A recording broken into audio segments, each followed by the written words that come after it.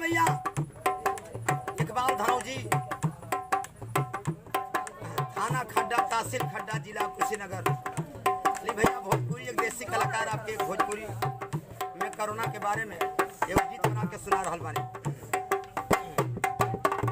कहा तारी की नैहर नहीं जाता नहीं कोरोना के पाके फोन को के माई कह तारी के भाई तने तू केना दिन हो गल देखले 4 दिन रहिया चल जइह। माई फोन करके बार बार बतिया कहल बाड़ी कोरोना के पाके हम नैहर नहीं जाता।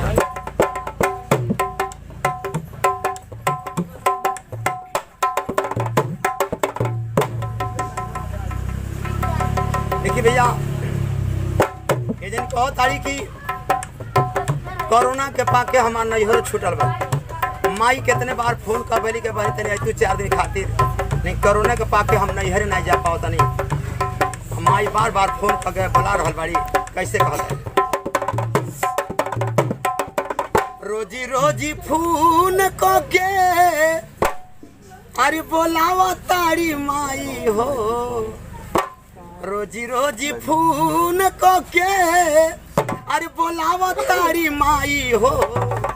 आइल बा कोरोना कैसे नैहर हम जाई हो।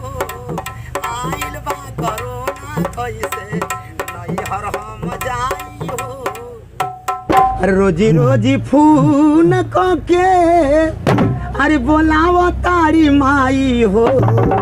आइल बा कोरोना कैसे नैहर हम जाई हो।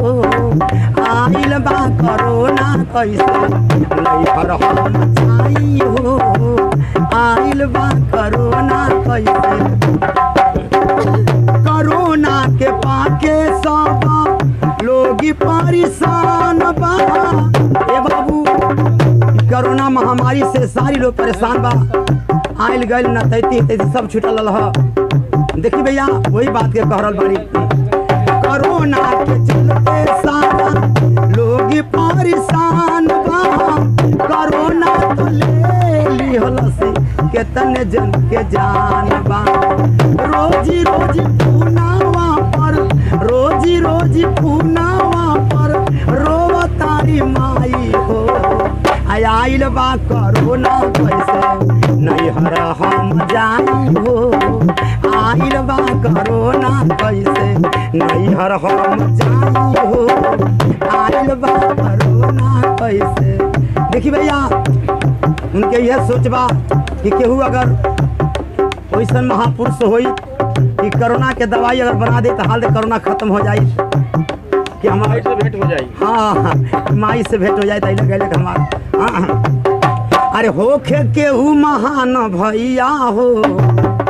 होखे केहू महान भैया हो।